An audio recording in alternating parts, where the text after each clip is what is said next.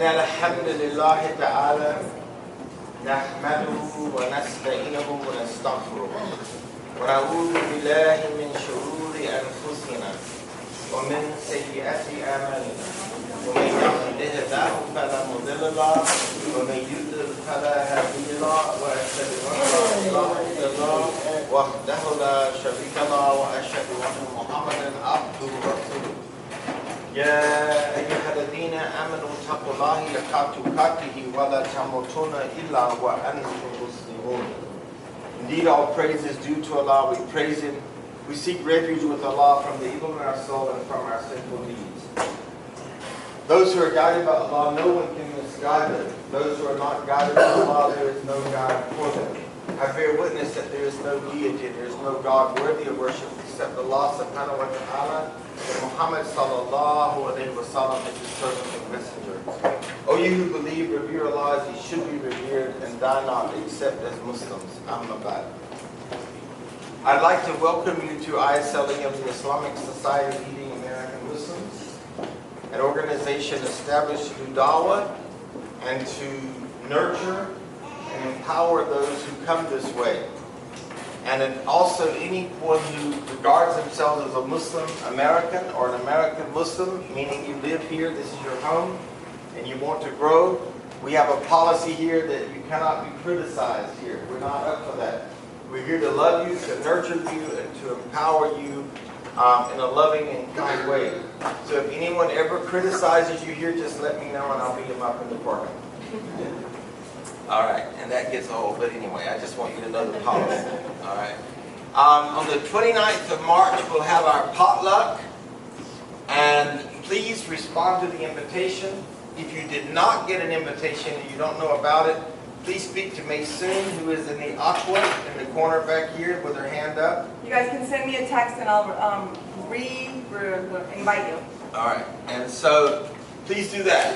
We are collecting non-perishable items, a bag of beans or a can of food if you can afford to bring one when you come. We donate those to local food pantries. And right now, one of the pantries that we donate to until the end of this month actually has a sponsor that's matching it up to $5,000. So if you can spare something, please bring it so we can donate it.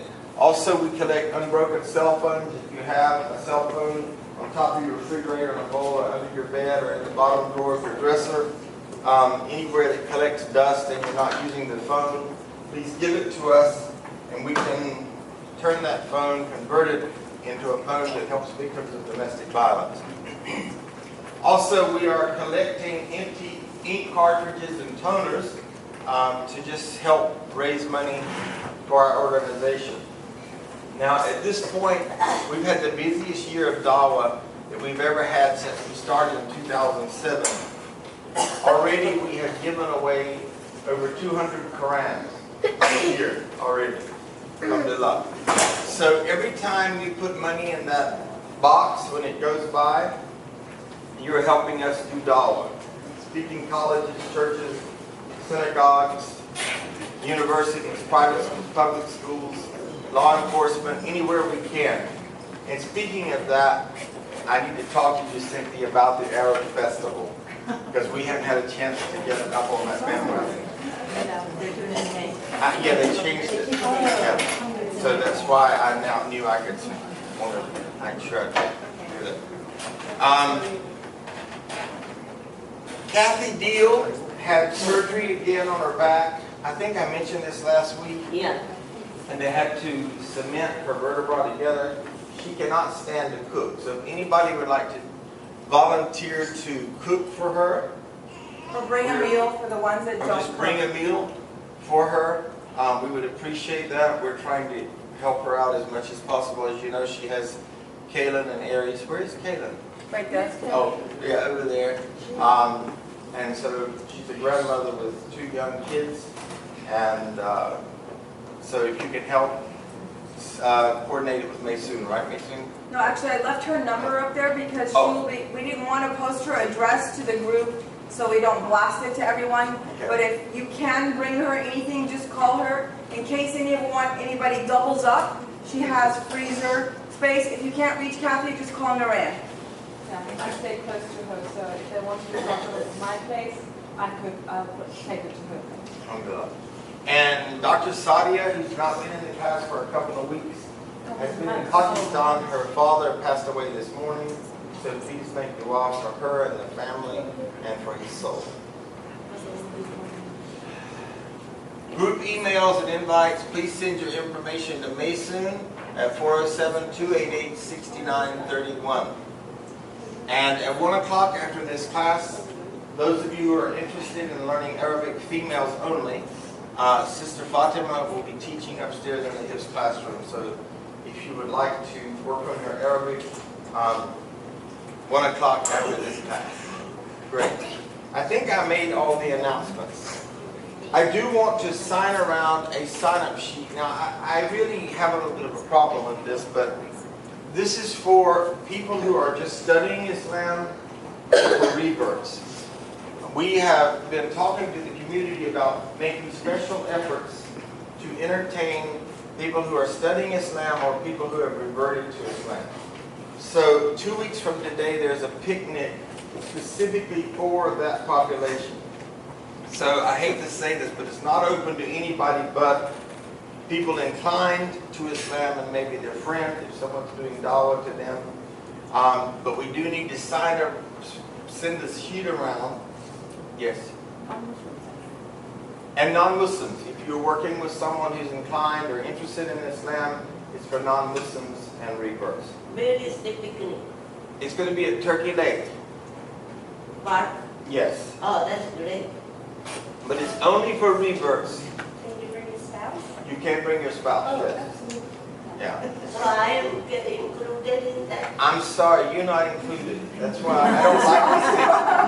But, That's you one know, of the reasons I don't want to mention it. that's why I didn't want to mention it, because we are very inclusive as a family, but we're not putting this on. Jama Masjid is putting it on So what is the meaning of rivers?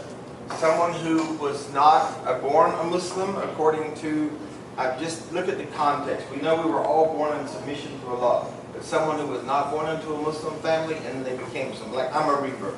Oh. My wife is a revert.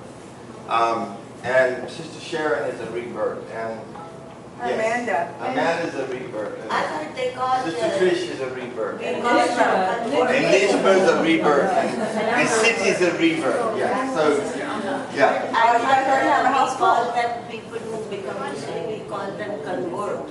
Well, revert is a term that scholars like to use because the Quran says we were all born Muslims and people took us away from that. Our parents made us Jews or Christians or so forth and so on. So that's why we use revert is synonymous with convert. Revert's just a better word. Now, I would also like to recommend those people that are here for the first time today. And I'm really, really happy to have the sister with us today.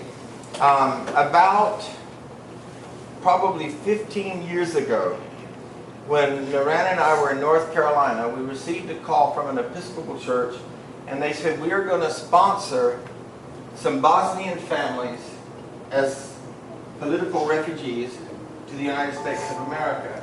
And we're looking for an imam, and everybody said, you're the one.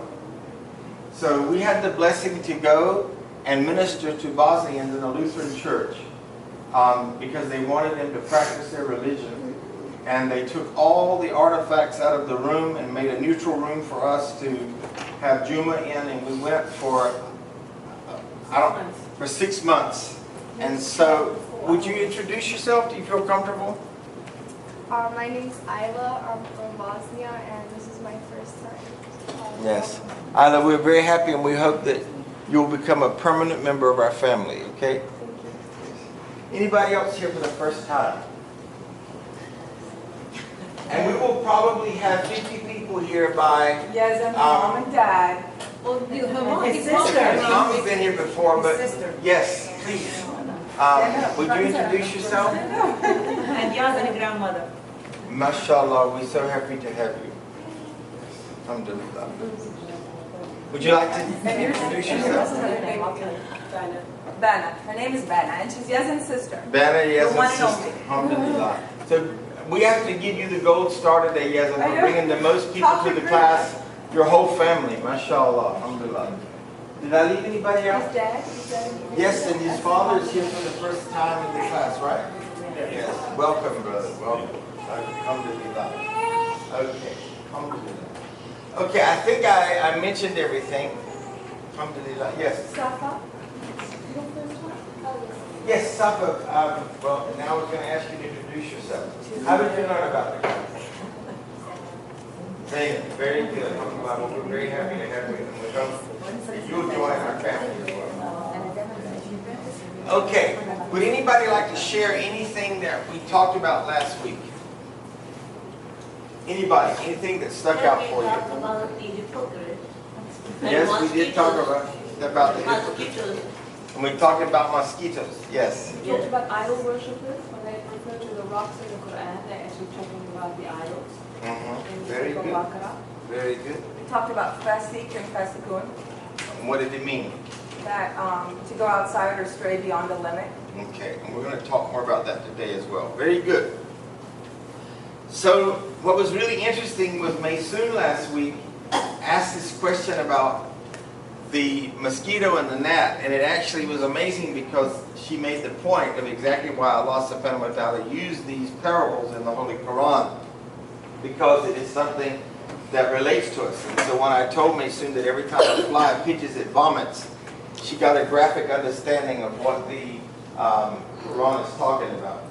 So we're going to go back today and pick up, I believe, if Allah serves, my memory serves me by Allah, the fourth sentence of ayah 26. And then we'll move on, inshallah, forward with our tafsir. And he guides thereby, meaning with the parables, many from among the people of faith and conviction. Allah adds guidance to their guidance and faith to their faith because they firmly believe in what they know to be true. That is the parables that Allah has mentioned. The thing I want to point out here is that when you read the Quran or when you study tafsir and you apply it, your faith, your iman grows. So iman should never stay stagnant.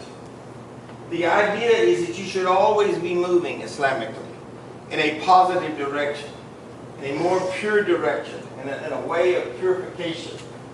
So, as you read, Allah adds guidance to the guidance that you already have. So as you're learning more, then that increases your guidance. And people that have a lot of guidance are people of what? Taqwa, iman, wisdom, hikmah, hudayat, which is another word. Huda is guidance. Okay? This is guidance that Allah grants them. Verse 26, and He misleads thereby only the fasiqeen, the rebellious, disobedient to Allah.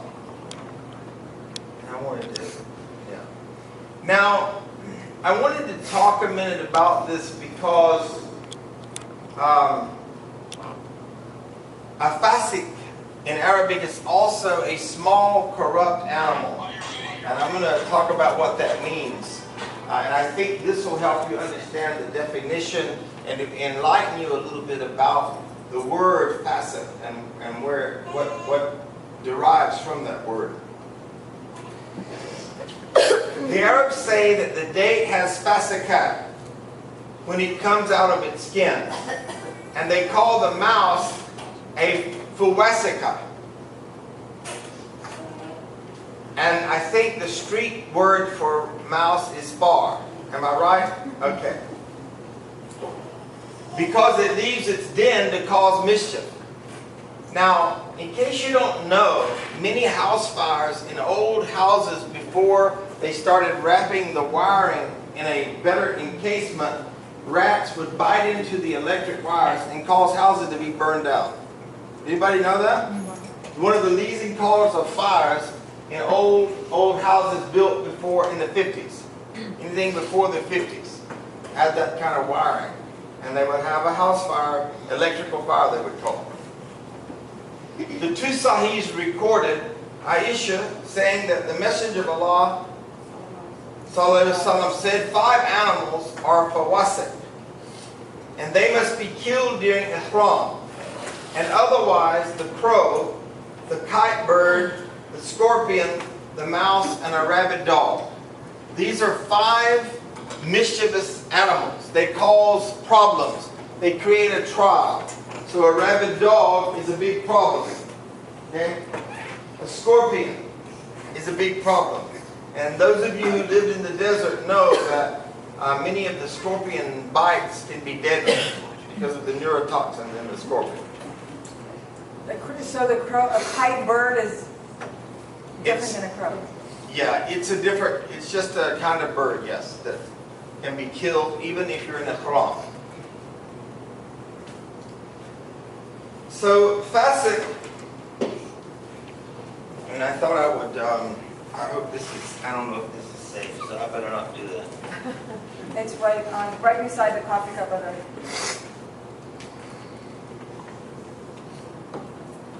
Make sure I do this right before I, yeah.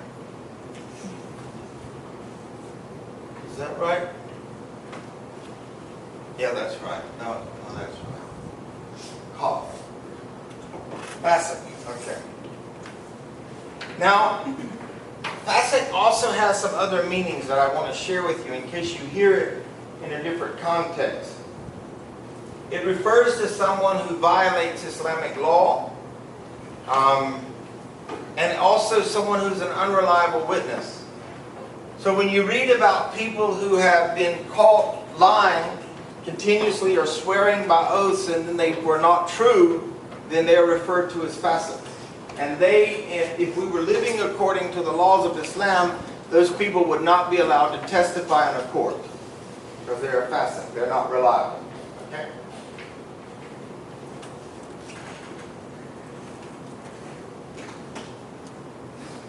So, fasik includes the disbelievers and the disobedient. However, the fisq of the disbeliever is worse, and this is the type of fasik that the ayah is describing here. Because Allah described them as those who break Allah's covenants after ratifying it. Now, I wanted to point out something which is pretty amazing here, the use of the word ratification. Because what does it mean if somebody ratifies the Constitution of the United States? They change it. So when we're talking here, is people, how do people change what Allah has said? Innovation? Bid'ah? By bid'ah, by innovations, how else? By translating it to suit their needs. By translating it to suit their needs. Or simply rebelling. Somebody else say something? Did I miss something? Okay. So, I thought it was really interesting that they use this word ratification here. Those who break Allah's covenant after ratifying it and sever what Allah has ordered to be joined and do mischief on earth, it is they who are the losers. These are the characteristics of the disbelievers, and they contradict the qualities of the believers. Similarly, Allah subhanahu wa ta'ala said in Surah Al-Baqarah